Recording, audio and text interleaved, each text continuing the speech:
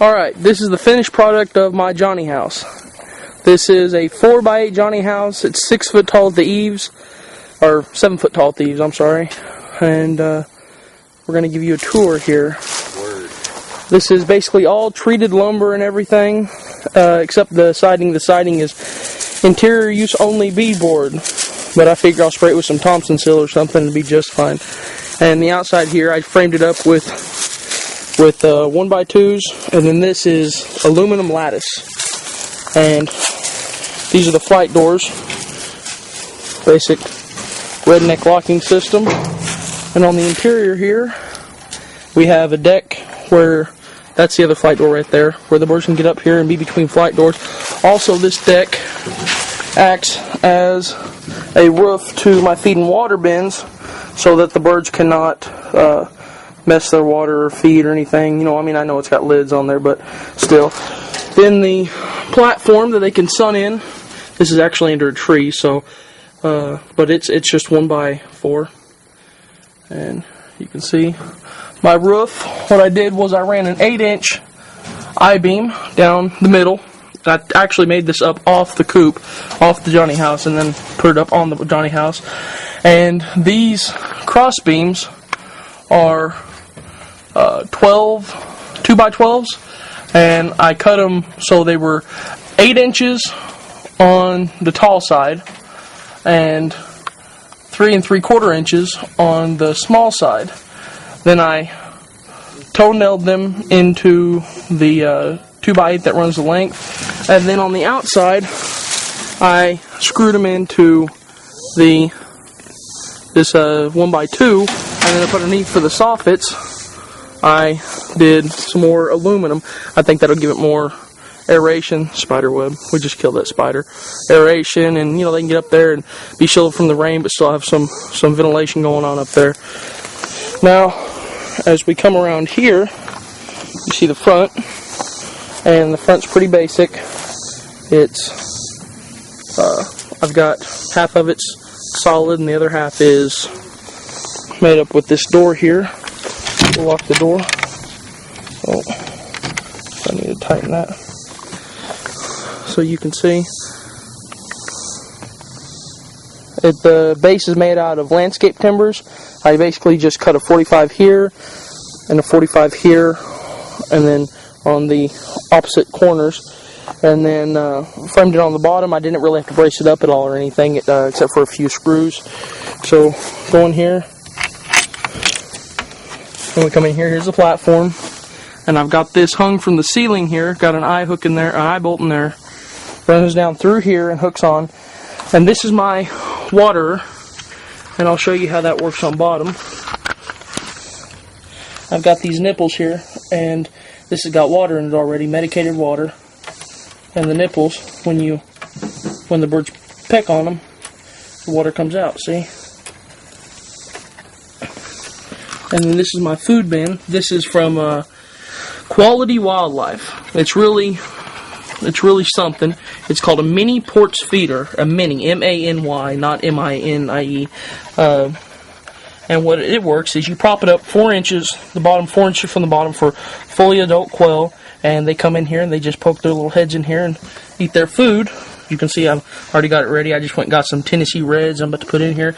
And now, the reason for this platform on bottom, as you can see, is because I have a mesh floor over here, mesh floor, and I have this platform in here. That way, when the birds eat their food and it falls off, I'll actually pull this back here.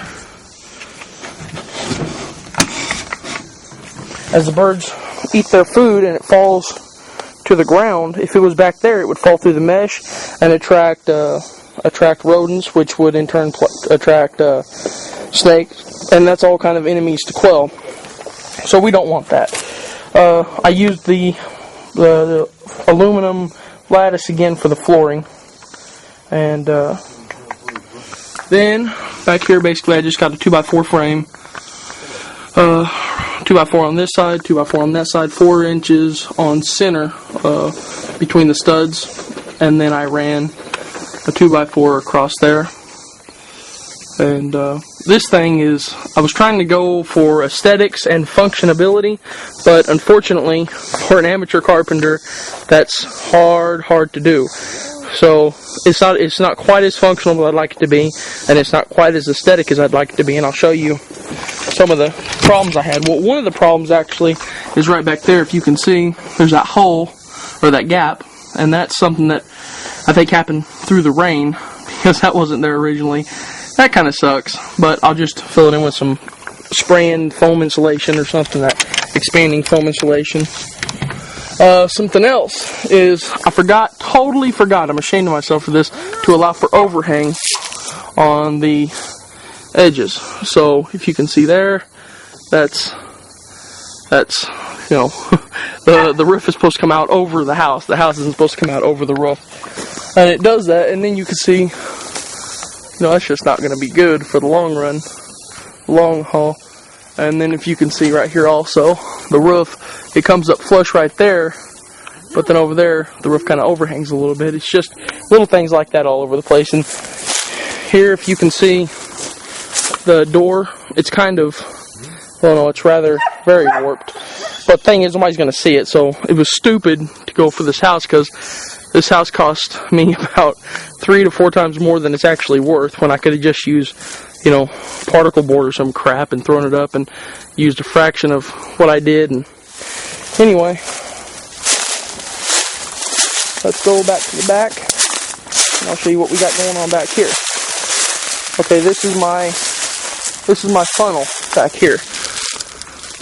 You can see my funnel through there. What I'm going to do is I'm going to clear some of this out, some of this brush out. Okay, let me stomp it real fast.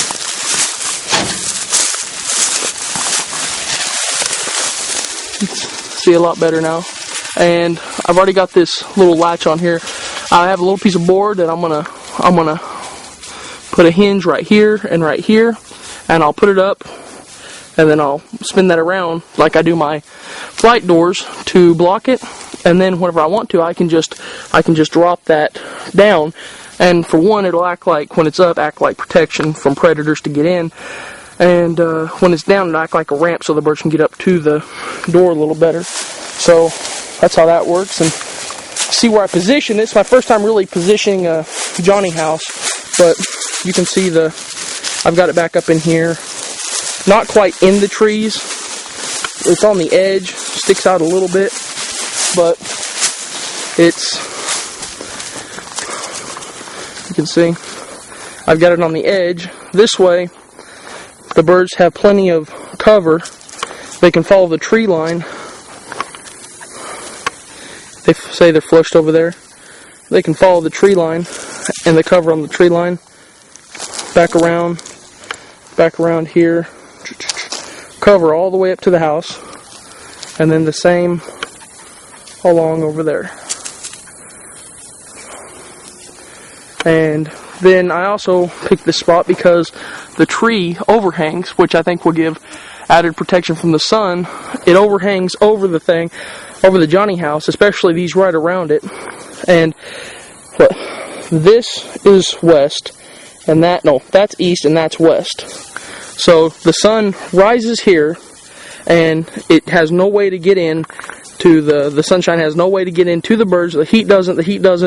Then around, right now it's been getting dark between 8 and 8:30, and right now it's 4 o'clock. 4 o'clock almost exactly, and the sun is about right there. So you can see that the sun's just now starting to beat down on them. But again, I mean, we're at the very end of the heat of the day. So that's about where we're at. Those little nipples I got for my water, I got them from Q, as in Quail, C as in Chucker, Supply. You can go on their website. You can go to, I'm not sure their website, but it's Quality Wildlife for that feeder. That feeder was really great. And Jim Evans will help you with absolutely anything you need help with. And he's got to be one of the nicest guys you'd ever want to meet. I mean, just a pleasure to talk to and hang out with, and just a really, really great guy all around. And I actually got this idea for the platform between the flight doors from Ross Calloway at Kennels. So if you get a chance, check out his website at Caladin, Caladen Kennels. It's really great, and he knows a whole lot about dogs, and he raises eons and just droves of puppies. And I mean, he just, you know, they say experience doesn't hurt. Well, he's got plenty of it. And anyway, my corrugated steel roof. That's the Johnny house. Goodbye.